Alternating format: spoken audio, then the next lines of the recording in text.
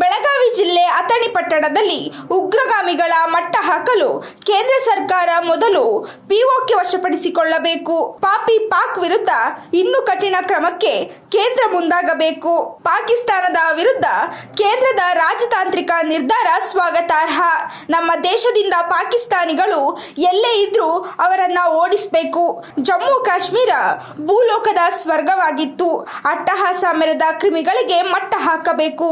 ಇಂತಹ ಸಂದರ್ಭದಲ್ಲಿ ರಾಜಕೀಯ ಸರಿಯಾಗಿ ಒಟ್ಟಾಗಿರಬೇಕು ಎಂದು ಕೈ ಶಾಸಕ ಲಕ್ಷ್ಮಣ ಸವದಿ ಹೇಳಿದ್ದಾರೆ.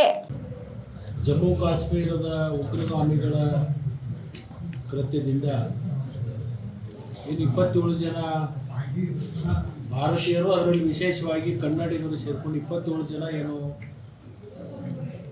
ಆ ಒಂದು ದುರ್ಘಟನೆಯಲ್ಲಿ ಪ್ರಾಣವನ್ನು ಬಿಟ್ಟಿದ್ದಾರೋ ಅಂಥ ಆತ್ಮಗಳಿಗೆ ನಾವು ಚಿರಶಾಂತಿಯನ್ನು ಕೊಡಲಿ ಅಂತ ಹೇಳಿ ನಾನು ಭಗವಂತನಲ್ಲಿ ಪ್ರಾರ್ಥನೆಯನ್ನು ಮಾಡ್ತೀನಿ. ಜೊತೆಗೆ ಅವರ ಬಂಧುಗಳಿಗೆ ಮತ್ತು ಅವರ ಕುಟುಂಬದ ಸದಸ್ಯರಿಗೆ, ಅವರ ಅಭಿಮಾನಿಗಳಿಗೆ ದುಃಖವನ್ನು ಭರಿಸುವಂಥ ಶಕ್ತಿನೂ ಕೂಡ ಭಗವಂತ ದಯಪಾಲಿಸಲಿ ಅಂತ ಹೇಳಿ ನಾನು ಕೇಳುವುದರ ಜೊತೆಗೆ ಇದನ್ನು ಭಾಳ ಉಗ್ರವಾಗಿ ನಾವೆಲ್ಲರೂ ಕೂಡ ಖಂಡಿಸ್ತೀವಿ. ಭಾರತೀಯರಾಗಿ ಈ ದೇಶದ ಪ್ರಜೆಗಳಾಗಿ ನಾವೆಲ್ಲರೂ ಒಂದಾಗಿರಬೇಕು, ಒಟ್ಟಾಗಿರಬೇಕು. ಇಂಥ ಒಂದು ಅಹಿತಕರ ಘಟನೆಗಳನ್ನು ಯಾರೂ ಕೂಡ ಸಹಿಸಲಿಕ್ಕೆ ಸಾಧ್ಯ ಇಲ್ಲ. ನಾನು ಕೇಂದ್ರ ಸರ್ಕಾರಕ್ಕೆ ಮನವಿ ಮಾಡ್ಕೋತೀನಿ. ಈ ಉಗ್ರಗಾಮಿಗಳು ಯಾವ ಸ್ಥಳದಿಂದ ಇಲ್ಲಿ ಭಾರತದಲ್ಲಿ ಬಂದು ಇಂಥ ಕೃತ್ಯಗಳನ್ನು ಮಾಡ್ತಾ ಇದ್ದಾರೆ, ಇಂಥ ದುಷ್ಕರ್ಮಿಗಳನ್ನು ನಿಗ್ರಹ ಮಾಡಬೇಕಾದ್ರೆ ಭಾರತ ಸರ್ಕಾರ ಮೊಟ್ಟ ಮೊದಲನೇ ಹೆಜ್ಜೆಯನ್ನು ಪಿಒಕೆಯನ್ನು ನಾವು ವಶಪಡಿಸ್ಕೋಬೇಕು. ಇದೊಂದು ಸಂದರ್ಭ. ಇವತ್ತು ಜಮ್ಮು ಕಾಶ್ಮೀರದಲ್ಲಿ ಪ್ರವಾಸಿಗರ ಒಂದು ಸಂಖ್ಯೆ ಭಾಳ ದೊಡ್ಡ ಪ್ರಮಾಣದಲ್ಲಿ ಬೆಳೀತಾ ಇದೆ. ಅಲ್ಲಿರ್ತಕ್ಕಂಥ ಎಲ್ಲ ಸಾರ್ವಜನಿಕರು ಭಾಳ ನೆಮ್ಮದಿಯಿಂದ ಈ ಪ್ರವಾಸೋದ್ಯಮ ಕಾರ್ಯದಲ್ಲಿ ತೊಡಗಿ ತಮ್ಮ ಜೀವನೋಪಾಯವನ್ನು ಭಾಳ ಉತ್ತಮ ರೀತಿಯಿಂದ ಬಳಸ್ಕೊಂಡಿದ್ರು. ನಾನು ಕೂಡ ಒಂದು 6 ತಿಂಗಳ ಹಿಂದೆ ಈ ಎಲ್ಲ ಸ್ಥಳಗಳಿಗೆ ಹೋಗಿದ್ದೀವಿ. ಅಲ್ಲಿರ್ತಕ್ಕಂಥ ಜನರ ಭಾವನೆ ಭಾಳ ಸಂತೋಷಕರವಾಗಿರ್ತಕ್ಕಂಥ ಒಂದು ಸನ್ನಿವೇಶ ಇತ್ತು. ಈ ಭಯೋತ್ಪಾದನೆಯಿಂದ ನಮ್ಮ ಜಮ್ಮು ಕಾಶ್ಮೀರದಲ್ಲಿ ಪ್ರವಾಸಿಗರು ಬರ್ತಕ್ಕಂಥದ್ದು ನಿಂತು ಹೋಗಿತ್ತು.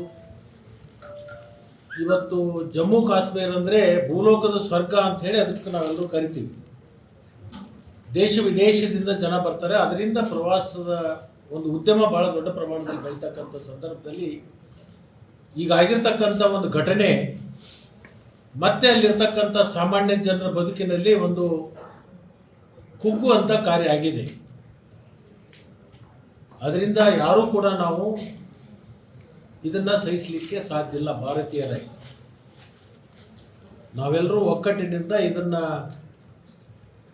ಬೆಂಬಲವನ್ನು ಕೊಡಬೇಕಾಗುತ್ತೆ. ಬೆಂಬಲವನ್ನು ನಾವು ಕೊಡ್ತೀವಿ ಅವ್ರನ್ನ ನಿಗ್ರಹ ಮಾಡಲಿಕ್ಕೆ.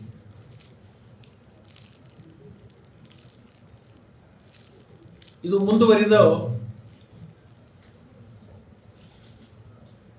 ಏನು ಇವತ್ತು ಪಾಕಿಸ್ತಾನದಲ್ಲಿರ್ತಕ್ಕಂಥ ಜನ ನಮ್ಮ ದೇಶದಲ್ಲಿ ವಾಸವಾಗಿದ್ದಾರೆ, ಅವ್ರ ಮುಖಾಂತರ ಏನು ಪಿತೂರಿ ನಡೀತಿದೆ ಅಂತಕ್ಕಂಥ ಶಂಕೆ ಇದೆಯಲ್ಲ, ಅವರು ನಮ್ಮ ದೇಶದಿಂದ ಅವರ ವಿಸಾಗಳನ್ನು ರದ್ದು ಮಾಡಿ ಅವ್ರ ದೇಶಕ್ಕೆ ಕಳಿಸ್ಬೇಕು ಅಂತಕ್ಕಂಥ ನಿರ್ಣಯ ಏನು ಮಾಡಿದ್ದಾರೆ, ಅದಕ್ಕೆ ನಾನು ಸಂಪೂರ್ಣವಾಗಿ ಬೆಂಬಲವನ್ನು ವ್ಯಕ್ತಪಡಿಸ್ತೀನಿ.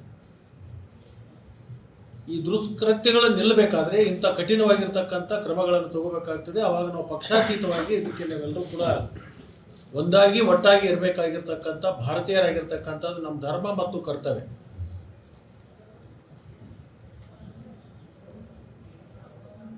ಅಲ್ಲಿರ್ತಕ್ಕಂಥ ಅನೇಕ ಜನ